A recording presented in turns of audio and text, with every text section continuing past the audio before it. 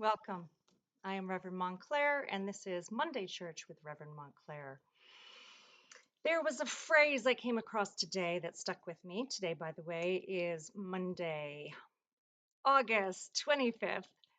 And the phrase was love isn't something we chase after, it is what we are, or it is who we are. Same thing to me. I am very well aware of how our nation is, to use a colloquial phrase, going to hell in a handbasket. And it is not okay. And there are a lot of people that have been suffering from this takeover. And there are a lot of brave people that are fighting it. Some are fighting it from within the government, and some are fighting it in the streets, some are fighting it in the courtroom. One of the ways that we can fight it is to avoid going into fear. And to avoid going into fear, we have to make sure that we make time for joy in our lives, that we can create within us and around us a vibration of love. Because love is not something we chase after. Love is what we are.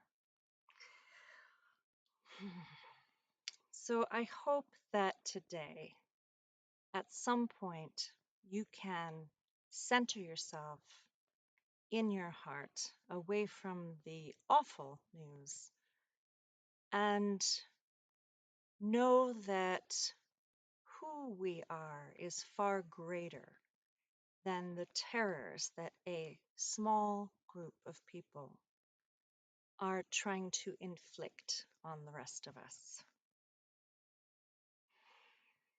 So breathe deeply. Know that you are love in your heart. You can put love in your mind.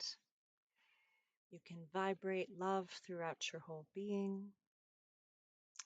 You can create a small center of peace, whether within or even without, around you. It is very challenging times. And the times we seem to be in is, once again, one where we are either choosing love or fear. And it is a choice. And I know when you are faced with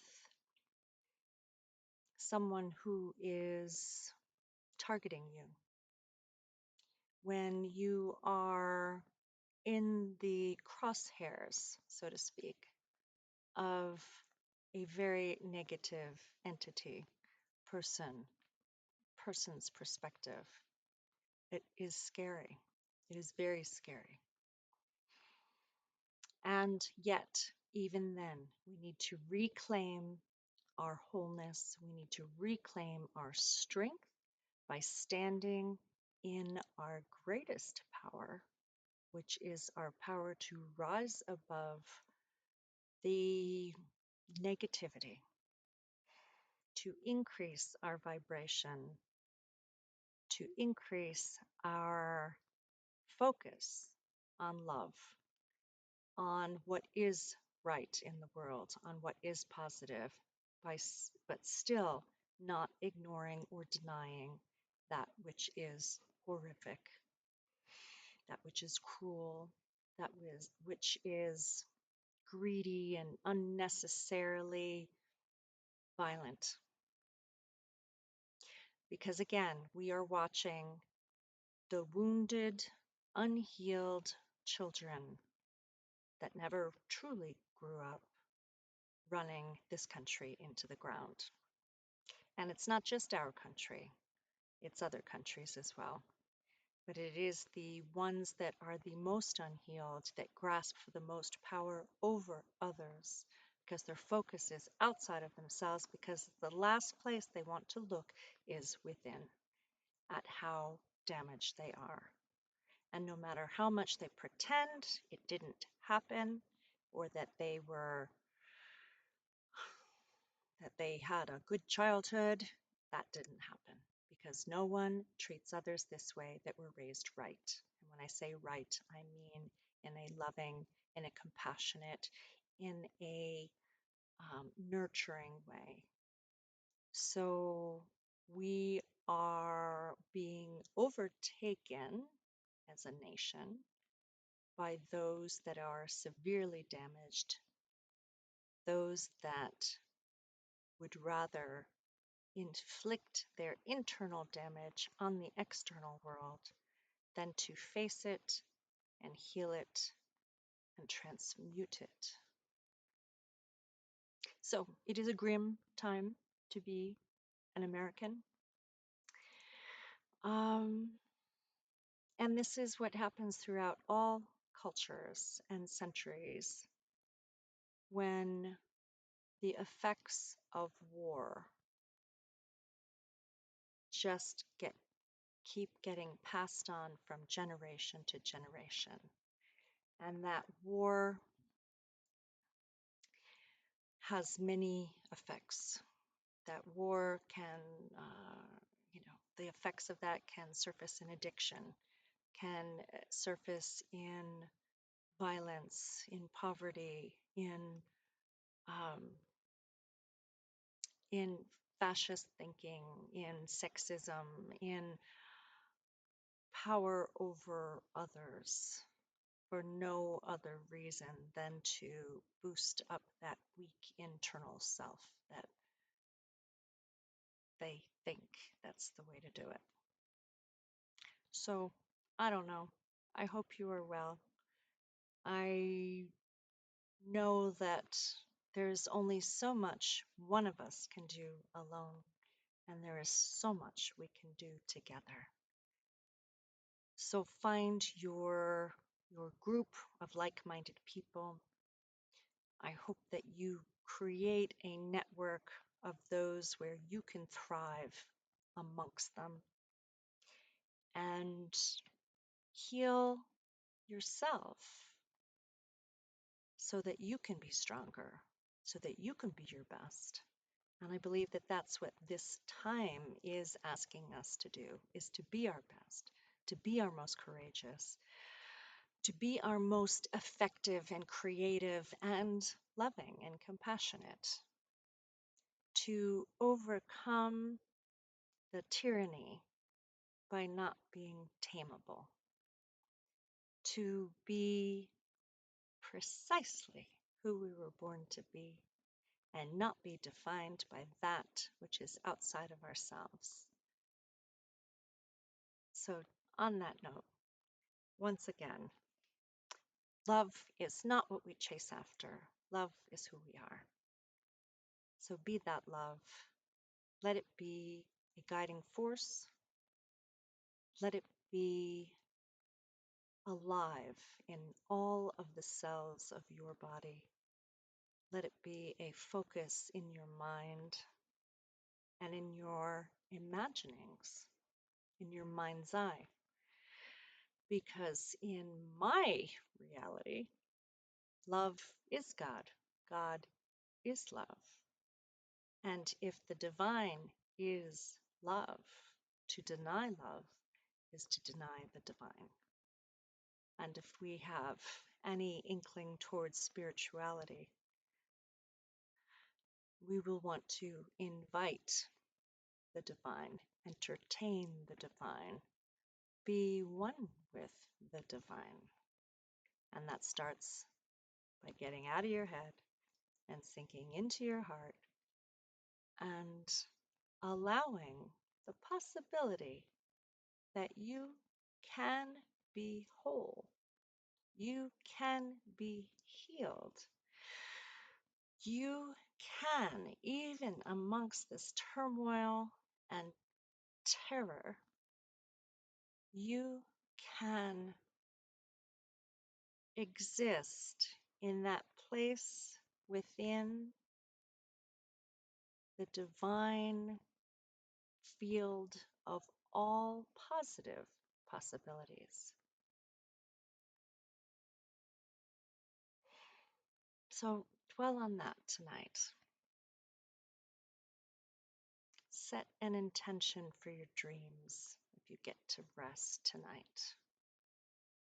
That you get some insights from that divine field of all positive possibilities. Because we've had enough negativity. We've had an overwhelming amount of negativity. We've had the media, even in my own email, Facebook, whatever. It's like you can't get away from it if you go online. I don't watch TV, so I can avoid it there. But even in the places that I peruse, it's hard to ignore. It's impossible to avoid. So to do that centering that I know I need to do, I need to stay offline for a bit. And I do that. So tonight, be whole. Allow yourself to heal if you need to. Allow yourself to reach out to someone that you care about. Allow yourself the permission to not be perfect, the permission to be exactly who you are and from where you came from, and to be whole in that acknowledgement. So, peace to your mind, peace to your heart, peace to your body. And I'd like you, instead of my blessing you with a beauty way prayer, I'd like for you to perhaps follow me in owning the beauty way path by saying, you can say it after me if you'd like, I walk in beauty. I walk with beauty before me, meaning beauty in front of me. I walk with beauty behind me, like beauty in the past. I walk with beauty above me, like in your relationship with the divine. I walk with beauty below me, with your relationship with the earth, also divine, and our humanness, which is from the earth. I walk with beauty all around me. It is your expectation that you send out into the world before you go into the world. I walk with beauty all around me. In beauty, I walk. Let it be an intention with which you approach the world, even at this, and especially at this most difficult and frightening time in our society. I almost didn't do this video. I'm tired, worked too much today. I wanted to send my love out to all of you that need some, and all of you, whoever few you may be, it's okay. Have a beautiful evening, a beautiful day, and walk in beauty. Set that intention with that first step on the ground when you get out of bed, if you sleep in a bed. Intend for it to be beautiful. There is a psychologist who did some studies and said that one of the most transformative things he has been able to measure and teach is the intention when you wake up in the morning saying, this is going to be a great day. Set your intention for the day and watch your days transform. Much love to you today, tomorrow, and always. Till next time, I am Reverend Montclair, and